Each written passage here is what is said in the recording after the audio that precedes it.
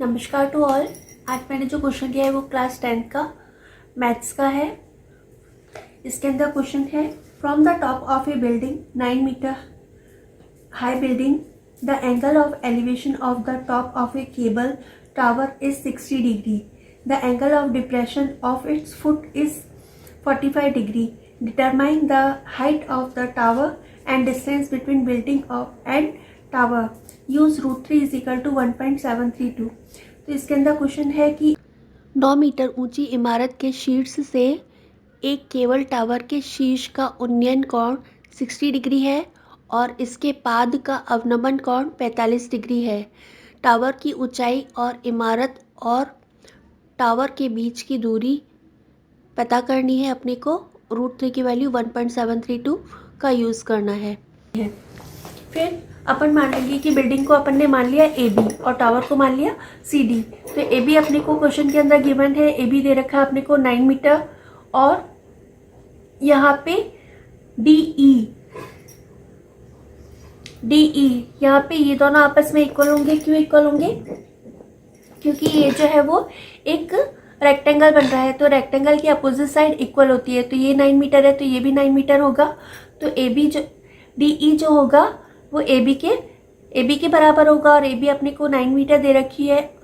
AB अपने को 9 metre दे रखी है तो ये भी 9 मीटर है तो ये भी 9 मीटर की होगी, क्योंकि ये रेक्टेंगल की अपोजिट साइड है, सम्मुख भुजाएं हैं।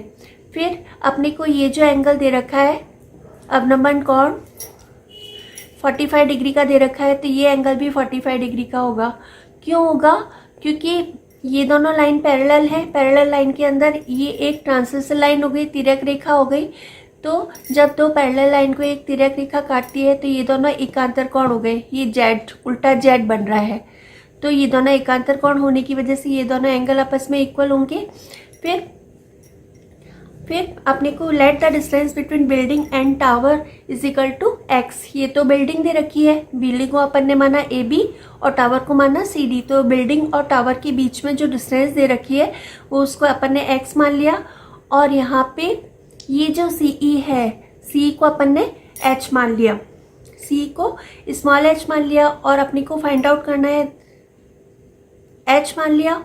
Height of the tower is equal to h। Height of the tower जो हो गया वो h प्लस 9 हो गया। सीधी अपन ने टावर की हाइट मानी है, तो वो यहाँ से लेके यहाँ तक तो है h और यहाँ से लेके यहाँ तक है 9, तो ये हो जाएगा h प्लस 9।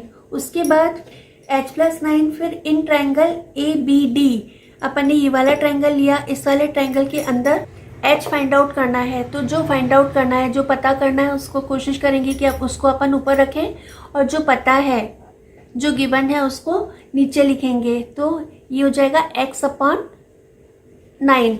x जो है वो बेस है और 9 जो है परपेंडिकुलर है। बेस को अपन हिंदी में बोलते हैं आधार और इसको बोलते हैं अपन लंब। तो ये हो जाएगा आधार अपन लंब। आधार अपन लंब जो होता है वो होता है कॉट। ठीक है, तो आधार अपन लंब होता है कॉट, तो यहाँ पर हो जाएगा cot 45। तो x/9 is equal to B/P। B मतलब बेस, P मतलब परपेंडिकुलर, मतलब आधार अपन लंब। तो ये होता है cot 45। cot 45 की जो वैल्यू दे रखी होती है वो 1 होती है, तो ये हो गया x/9 इज इक्वल टू 1।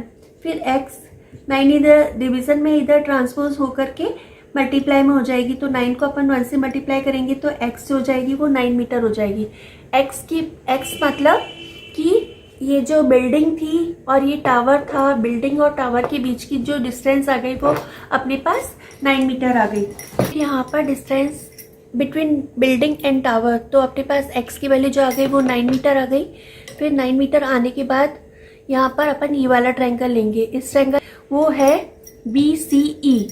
अब इस वाले ट्रायंगल के अंदर BE जो होगा वो AD के बराबर होगा। क्यों होगा? क्योंकि ये जो है वो दोनों रेक्टेंगल के अपोजिट साइड है, रेक्टेंगल की अपोजिट साइड इक्वल होती है। तो यहाँ पर ये x जो आया वो अपने पास 9 मीटर का आया, तो ये भी जो होगा वो 9 मीटर का हो जाएगा।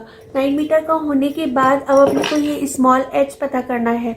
तो स्मॉल h पता करने के लिए जो अपने को पता करना है उसको अपन ऊपर कोशिश करेंगे ऊपर लिखें, और जो पता है गिवन है उसको नीचे लिखेंगे। तो ये हो गया h/9।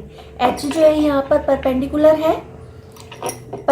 है, और ये जो है 9 जो है यहाँ पर बेस है।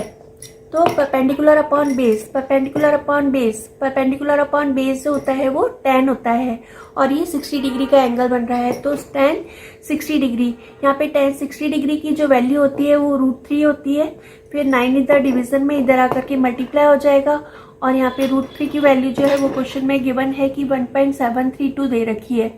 तो इसको अपन 9 से मल्टीप्लाई करेंगे तो अपने पास आ जाएगा 15.388 मीटर। उसके बाद अपने को हाइट ऑफ टावर पता करना है। हाइट ऑफ टावर जो है वो CD है, तो पहले आपको बताया था कि इसके अंदर फिर हाइट ऑफ द टावर जो दे रखा है वो h+9 दे रखा है। तो यहाँ पर h की वैल्यू जो आई वो 15.388 आई, उसके अंदर अपन 9 ऐड कर देंगे तो 15 + 9 24.388 मीटर। तो यहाँ पे जो केबल टावर था उस केबल टावर की जो हाइट आ जाएगी वो 24.388 मीटर आ जाएगी। I think you all have understood.